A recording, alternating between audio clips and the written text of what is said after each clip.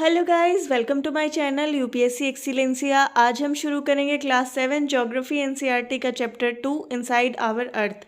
इससे पहले हम चैप्टर 1 कर चुके हैं। थोड़ा सा देर हो गई है चैप्टर 2 लाने में, लेकिन अभी वीडियो सारी जो रेगुलर रहेंगी, हर हफ्ते आपको एक चैप्टर हम पढ़ाएंगे। ठीक है, बिना किसी देरी के शुरू करते हैं वीडियो को। जो हमारा अर्थ है ना, वो एक डायनामिक प्लैनेट है। मतलब इसके अंदर बहुत सारे चेंजेस होते रहते हैं, इनसाइड आउटसाइड, अंदर बाहर, हमारे बहुत सारे चेंजेस होते रहते हैं। तो क्या आपने भी सोचा है कभी कि जो हमारा अर्थ का इंटीरियर है वो कैसा लगता होगा, कैसा दिखता होगा? हमारी जो अर्थ है वो किस चीज़ की बनी हुई है? नहीं, हम ये सब नहीं सोचते हैं। तो ये हम पढ़ लेते हैं सीधा। चैप्टर में यही बताया गया कि कैसे बनी है। जो इंटीरियर ऑफ द अर्थ है वो एक अनियन जैसा दिखता है। अनियन जैसा मतलब इसमें ना बहुत सारी लेयर्स, ऐसे कंसेंट्रिक लेयर्स है। जैसे सबसे ऊपर हमारा क्रस्ट है, फिर मेंटल है, फिर हमारा अपर कोर है, इनर कोर है। अपर कोर या आउटर कोर इसको हम कहते हैं। ठीक है, क्रस्ट की बात करते हैं। सबसे पहले क्रस्ट हमारी अपर मोस्ट लेयर है या आउटर मोस्ट लेयर है। इसमें 35 किलोमीटर तक ये कॉन्टिनेंटल मासेस पे है और 5 किलोमीटर तक हमारे ओशन फ्लोर्स पे है। ठीक है, क्रस्ट के बारे में एक बार फिर देखते हैं। क्रस्ट जो है 35 किलोमीटर कॉन्टिनेंटल मासेस पे है और 5 किलोमीटर ओशन मासेस पे है, और ये हमारी अपर मोस्ट या outer most layer of earth surface है। ओके, चलिए आगे देखते हैं। जो मेन कॉन्स्टिट्यूएंट हैं हमारे क्रस्ट के, वो क्या है? सियाल यानी कि सिलिका और एल्यूमिना। ठीक है, ये दो हमारे क्या है? मेन कॉन्स्टिट्यूएंट्स हैं किसके? क्रस्ट के। Very good. चलिए आगे बढ़ते हैं। सिलिका और मैग्नीशियम, सिलिका और मैग्नीशियम यानी कि सीमा, ये दो जो हैं ये हमारे मेन कॉन्स्टिट्यूएंट्स हैं, जो कि हमारे ओशन फ्लोर्स में ज़्यादातर पाए जाते हैं। जो ओशनिक क्रस्ट है उसमें क्या पाया जाता है? सीमा। ठीक है, इसके बाद हम अगर आगे बढ़ें, just beneath the crust mantle आता है। क्रस्ट के जस्ट नीचे हमारा मेंटल आता है, जो कि 2900 किलोमीटर तक है। क्रस्ट के नीचे कितने तक है? 2900 किलोमीटर तक। ओके, पहली हमारी लेयर होगी क्या? क्रस्ट। अगर हम इसको इतना निकाल लें तो ये क्रस्ट है। इसके बाद हमारा मेंटल है, ये हमारा अपर कोर हो जाएगा, ये इनर कोर हो जाएगा। ये क्या हो जाएगा?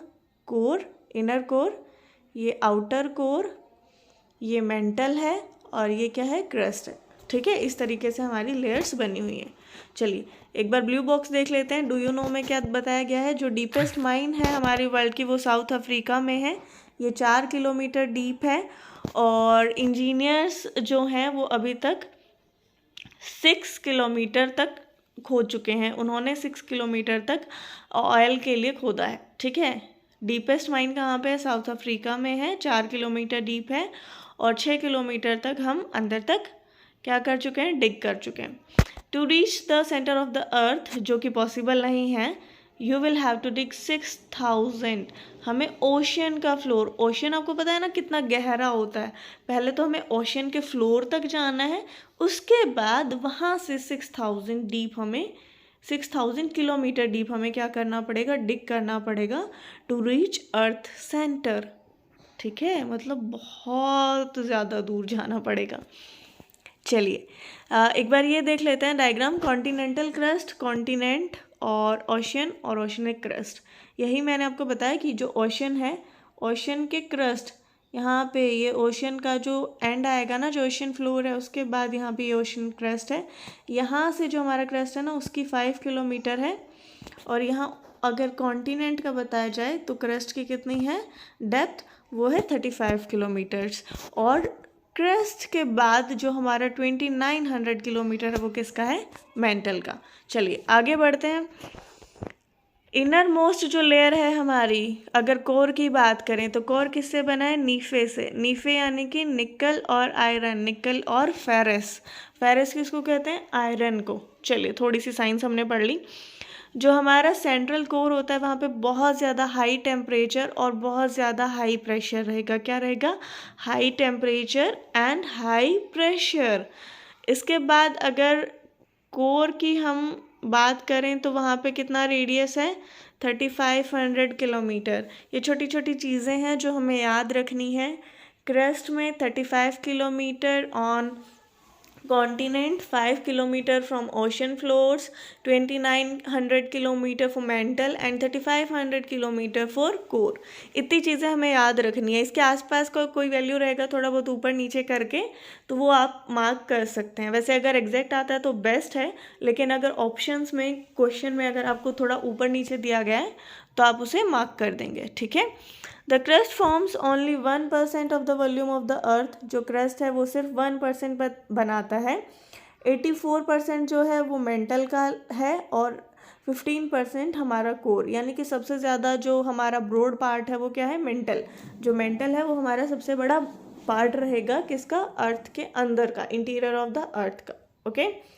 रेडियस ऑफ अर्थ कितना है, 6371 किलोमीटर। इसीलिए अभी हमने पढ़ा था पीछे ब्लू बॉक्स में कि 6000 किलोमीटर तक हमें क्या करना पड़ेगा, डिग करना पड़ेगा, खोदना पड़ेगा, अगर हमें जाना है अर्थ के बिल्कुल मिडल पार्ट या अर्थ के बिल्कुल सेंटर तक, ओके।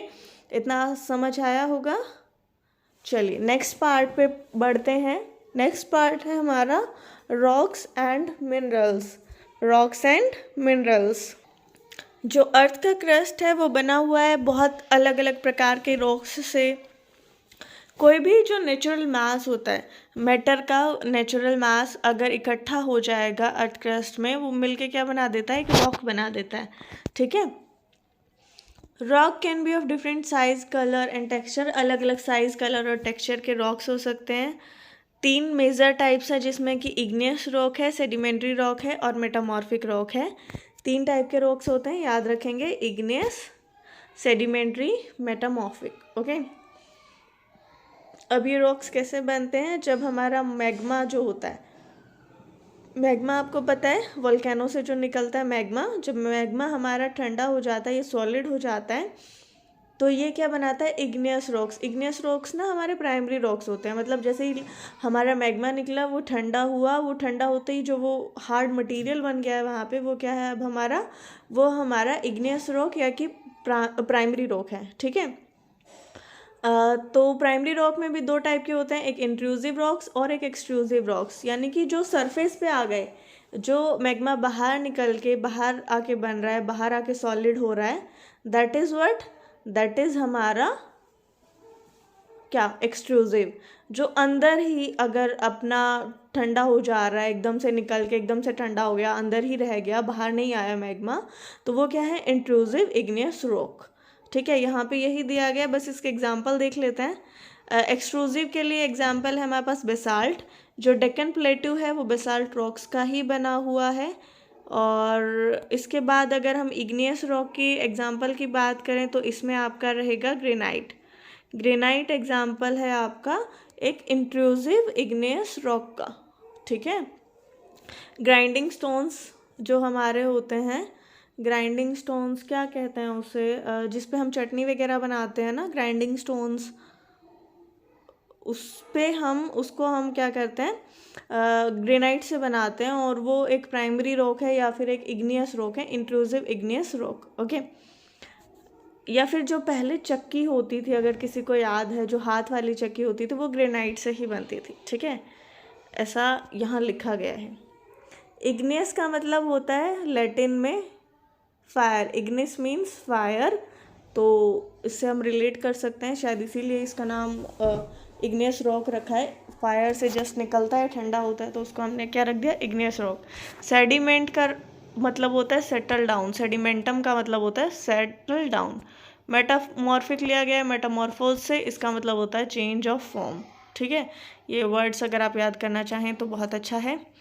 फॉसिल्स एक वर्ड दिया गया है, फॉसिल्स को हम, जो हमारे डेड प्लांट्स और एनिमल्स जो रॉक्स के लेयर्स के अंदर फंस जाते हैं, जो हमारे पेड़ हैं या फिर जो जानवर हैं जो मर जाते हैं और उनके कुछ रिमेन्स जो बच जाते हैं, that remain is known as fossils. जो वो बचा हुआ पार्ट है, मे बी उनकी हड्डियाँ या जो भी बच जाता है, that is what, that is fossils, okay. चलिए, रॉक्स रोल डाउन, जो हमारे रॉक्स हैं वो नीचे आते हैं, हिट टुगेदर, अलग अलग चीज़ों से टकराते हैं जब, तो वो छोटे छोटे पार्ट में टूट जाते हैं, उन्हें क्या कहते हैं, सेडिमेंट्स कहते हैं। और यही सेडिमेंट्स जब विंड की वजह से, वाटर की वजह से कंप्रेस हो जाते हैं या फिर एक जगह ट्रांसपोर्ट हो जाते हैं, हार्डर फॉर्म में जब ले लेते हैं विंड के एक्शन से या वाटर के एक्शन से जब कंबाइन होके, तो इन्हें हम क्या कहते हैं? इन्हें कहते हैं सेडिमेंट्री रॉक। छोटे छोटे सेडिमेंट से मिलके क्या बनता है? Sedimentary rock. इसका एक एग्जाम्पल है sandstone. Sandstone grains of sand, sand के ग्रेन से बनता है। छोटे छोटे जो हमारा सैंड होता है ना, रेत या मिट्टी जो है, जब वो इकट्ठा हो जाती है तो क्या बना देता है? सेडिमेंट्री रॉक बना देता है या फिर सैंडस्टोन बना देता है। ठीक है, चलिए फॉसिल्स के बारे में हमने पढ़ लिया कि ये जो रॉक्स हैं ये इनमें फॉसिल्स भी हो सकते हैं। Igneous and sedimentary rocks can change into metamorphic rocks. इसीलिए मेटामॉर्फिक को क्या भी कहते हैं? चेंज ऑफ फॉर्म भी कहते हैं। अभी हमने पढ़ा था ना मेटामॉर्फोस क्या मतलब होता है? Change of form. ठीक है, तो अगर ग्रेट हीट, बहुत ज़्यादा हीट है या प्रेशर है, तो इग्नियस रॉक्स या सेडिमेंट्री रॉक्स किस में बदल जाते हैं? मेटामॉर्फिक रॉक्स में। जैसे कि क्ले चेंज हो जाती है स्लेट में और लाइमस्टोन चेंज हो जाता है किस में? मार्बल में। ठीक है, under great heat and pressure. चलिए आगे बढ़ते हैं। रॉक्स हमारे लिए बहुत यूज़फुल हैं। रॉक्स हमारे लिए बहुत यूज़फुल है। हम यूज़ करते हैं रोड्स बनाने में, हाउसेस बनाने में, बिल्डिंग्स बनाने में हम इनका यूज़ करते हैं। और जैसे कि हम जब छोटे थे तो हम खेलते थे बहुत सारी चीज़, 5 स्टोन्स अगर किसी ने खेला है, 5 पत्थर लेके ऐसा कुछ खेलते थे। 7 स्टोन्स हम खेलते थे, पिट्ठू, और बहुत सारे ऐसे गेम्स हैं जो हम खेलते थे पत्थर का यूज़ करके। और अब हम आ जाते हैं सीधा रॉक साइकिल पे। You will be surprised to know that one type of rock changes to another type under certain condition in a cyclic manner. और इसी साइकिल को हम क्या कहते हैं? साइकिल को क्या कहते हैं? रॉक साइकिल कहते हैं। Okay, the transformation of rock from one to another is known as rock cycle. जो वो प्रोसेस है जिसके थ्रू ये एक दूसरे में कन्वर्ट हो रहा है। जैसे यहाँ से मैग्मा निकला है, ये इग्नियस में बन गया है, ये इग्नियस फिर से अंडर हीट एंड प्रेशर फिर से मैग्मा में कन्वर्ट हो सकता है। ये इग्नियस रॉक टूट जाएगा तो सेडिमेंट में कन्वर्ट होगा। सेडिमेंट यहाँ से क्या बना देंगे? सेडिमेंट्री रॉक बना देंगे। और अभी हमने पढ़ा कि इग्नियस रॉक डायरेक्ट भी मेटामॉर्फिक में चेंज हो सकता है और सेडिमेंट्री रॉक भी डायरेक्ट मेटामॉर्फिक रॉक में चेंज हो सकता है। अगेन इसमें हीट एंड प्रेशर बनेगा तो ये फिर से मैग्मा में चेंज हो जाएगा। दिस कंटिन्यूज, ये कंटिन्यू होता रहता है। अगर मेटामॉर्फिक रॉक टूट जाता है, छोटे छोटे टुकड़े हो जाते हैं, तो वो सेडिमेंट्स बन जाएगा यहाँ पे। So this is a cycle, rock cycle. आप ये याद कर लेंगे, 4 चीज़ें लिखेंगे, मैग्मा, इग्नियस, सेडिमेंट्री और मेटामॉर्फिक। सेडिमेंट्स लिखना चाहें तो लिख सकते हैं, otherwise you can skip it. यहाँ से यहाँ कन्वर्ट हो जाता है मैग्मा से इग्नियस रॉक में, इग्नियस से सेडिमेंट में और सेडिमेंट से सेडिमेंट्री रॉक में। एक तो आप सीधी सीधी साइकिल बना देंगे ऐसा राउंड राउंड सा। उसके बाद सेडिमेंट्री रॉक भी मैग्मा में चेंज हो सकते हैं और मेटामॉर्फिक रॉक सेडिमेंट में चेंज होंगे and vice versa, sedimentary rock sediment में और सेडिमेंट सेडिमेंट्री में। ठीक है, ऐसा हम बना सकते हैं। तो दिस इज़ ऑल साइकिल जो हमारा काम करता है हमारे रॉक्स पे, रॉक साइकिल। ठीक है, एक बार इसको आप देख लेंगे तो बहुत आसानी से आपको याद हो जाएगा। इसके बाद आगे बढ़ते हैं, कुछ बचा है, ये थोड़ा सा एक छोटा सा पैराग्राफ बचा है, ये पढ़ लेते हैं। Rocks are made up of different materials. Rock जो है बहुत अलग अलग मटेरियल्स के बने होते हैं। मिनरल्स के बने होते हैं। Minerals are naturally occurring substances which have certain physical properties and definite chemical composition. ये तो केमिस्ट्री वाली आ गई यहाँ पे। जो मिनरल्स होते हैं वो नेचुरली ऑकरिंग सब्सटेंस है। मिनरल्स क्या होते हैं? नेचुरली ऑकरिंग सब्सटेंस होते हैं जिनकी कुछ फिजिकल प्रॉपर्टीज़ है और कुछ डेफिनेट केमिकल कंपोजिशन है। ठीक है, minerals are very important to human kind. Minerals बहुत इंपॉर्टेंट है। Some are used as fuels. कुछ हमारे मिनरल्स को हम फ्यूल्स की तरह यूज़ करते हैं, जैसे कि कोयला है या फिर नेचुरल गैस है या पेट्रोलियम है। ये सारे क्या हैं? मिनरल्स हैं। कुछ हमारे इंडस्ट्रीज़ में भी यूज़ होते हैं, जैसे कि आयरन, एल्यूमिनियम है, गोल्ड है, यूरेनियम है, या फिर ये मेडिसिन में भी यूज़ होते हैं या फर्टिलाइज़र में भी यूज़ होते हैं कुछ मिनरल्स। ठीक है, ये मिनरल्स का यूज़ है। Okay, let's do. ये कोई एक्टिविटी है, ये करने की ज़रूरत नहीं है। तो इस चैप्टर में इतना ही। अगर कोई भी डाउट या कोई भी क्वेरीज़ हैं तो आप कमेंट सेक्शन में मुझे बता सकते हैं। Thank you, bye bye.